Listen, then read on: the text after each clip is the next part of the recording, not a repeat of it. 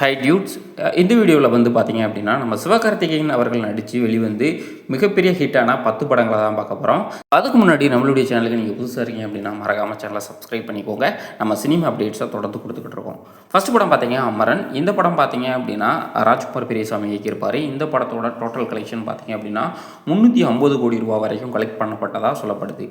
Number 2 பார்த்தீங்க அப்படின்னா மதராசி. இந்த படம் பார்த்தீங்க அப்படின்னா சமூக வலைதளங்களில் ஒரு கலமையான விமர்சனம் பெற்றாலும் கமர்ஷியலாக பார்த்தீங்க அப்படின்னா இந்த படம் 130 கோடிக்கு மேலே வந்து வசூல் பண்ணியிருக்கு.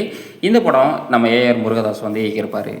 Number 3 Don. இந்த படத்தில் பார்த்தீங்க அப்படின்னா நம்ம சிவி சக்கரவர்த்தி வந்து இயக்கியிருப்பாங்க. இந்த படம் டோட்டலாக 130 கோடிக்கு மேலே வசூல் பண்ணியிருக்கு.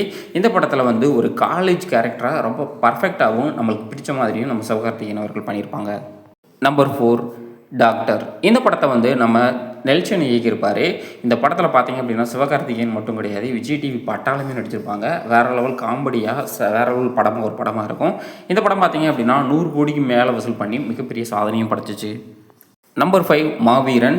இந்த படமும் பார்த்தீங்க அப்படின்னா சிவகார்த்திகேயனோட கேரியரில் ஒரு மிகப்பெரிய ஆக்ஷன் படமாக அமைஞ்சிருந்துச்சு. இந்த படமும் பார்த்தீங்க அப்படின்னா 90 கோடிக்கு மேலே வசூல் பண்ணி சிவகார்த்திகேயன் வந்து மறுபடியும் ஒரு கலெக்ஷன் நாயகன் அப்படிங்கிறத நம்மளுடைய தமிழ் சினிமாவில் உறுதிப்படுத்துச்சு.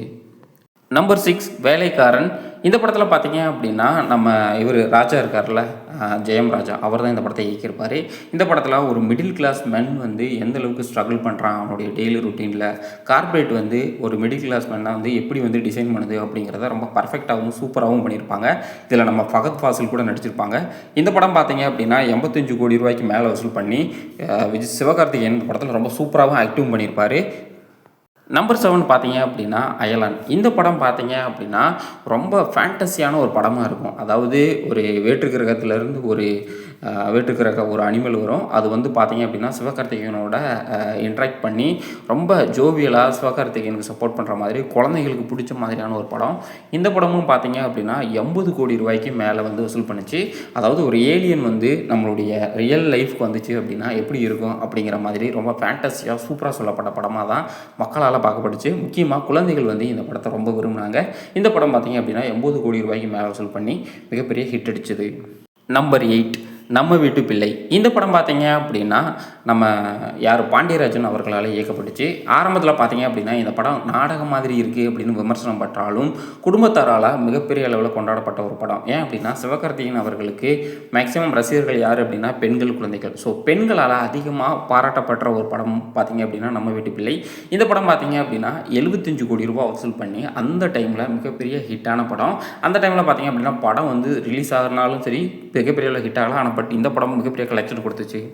நம்பர் 9 சீமராஜா. இந்த படத்தை வந்து கழுவி ஊற்றாதவங்க யாருமே கிடையாது. அதாவது என்ன சொல்கிறது, இணையத்தில் வந்து சோசியல் மீடியாவில் பயங்கரமாக கலாச்சாலும் கலெக்ஷன் ரீதியாக பார்த்தீங்க அப்படின்னா அந்த டைமில் இந்த படம் ஒரு மிகப்பெரிய மைல் ஸ்டோனாகவே பதிச்சிச்சு அப்படின்னு சொல்லலாம். அந்தளவுக்கு மிகப்பெரிய கலெக்ஷனான படம் அப்படின்னா கண்டிப்பாக சீமராஜாவை சொல்லலாம்.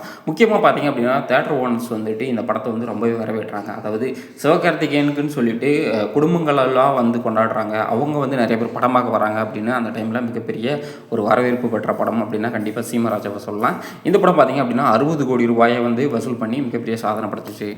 ஃபைனலாக 10th பிளேஸில் பார்த்தீங்க அப்படின்னா நம்ம ரெமோ இருக்குது. இந்த படம் பார்த்தீங்க அப்படின்னா 60 கோடி ரூபாய் வசூல் பண்ணிச்சு. இந்த படம் பார்த்தீங்க அப்படின்னா நம்ம சிவகார்த்திகேயன் வந்து ஒரு லேடி கெட்டப் போட்டு ரொம்ப சூப்பராக நடிச்சிருப்பார். அதாவது ஒரு பொண்ணு மாதிரியே நடிச்சிருப்பார். இந்த படம் வந்து கீர்த்தி சுரேஷ் அவர்கள் நடிச்சிருப்பாங்க. படம் வந்து சூப்பராக இருக்கும். ஒரு லவ் ஸ்டோரி ப்ளஸ் வந்து ஒரு ஃபேண்டசி லவ் ஸ்டோரி மாதிரி இருக்கும். இந்த படம் பார்த்தீங்க அப்படின்னா எல்லாராலையும் மிகப்பெரிய அளவில் பாராட்டப்பட்டுச்சு. உங்களுக்கு சிவகார்த்திகேயனை பிடிக்கும் அப்படின்னா மறக்காமல் வீடியோவை லைக் அண்ட் ஷேர் பண்ணுங்கள். நம்ம அடுத்தடுத்து சிவகார்த்திகேயன் படங்களை பற்றி நிறைய அப்டேட் கொடுக்க இருக்கோம். அடுத்து பார்த்தீங்க அப்படின்னா பராசக்தி வருது. இந்த படம் கண்டிப்பாக 100 கோடிக்கு மேலே வசூல் பண்ணும் அப்படின்னு எல்லாராலையும் எதிர்பார்க்கப்படுது. இது பார்த்தீங்க அப்படின்னா பொங்கலுக்கு வருது. ஸோ இதை பற்றி உங்களுடைய கருத்து என்ன அப்படிங்கிறத மறக்காமல் சொல்லுங்கள். பராசக்தி வந்து 100 கோடி வசூல் பண்ணுமா, அதை தாண்டி வசூல் பண்ணுமா அப்படிங்கிறத தெரியறதுக்கு நம்மளுடைய சேனலை தொடர்ந்து வந்து சப்ஸ்கிரைப் பண்ணி வச்சுக்கோங்க. நன்றி.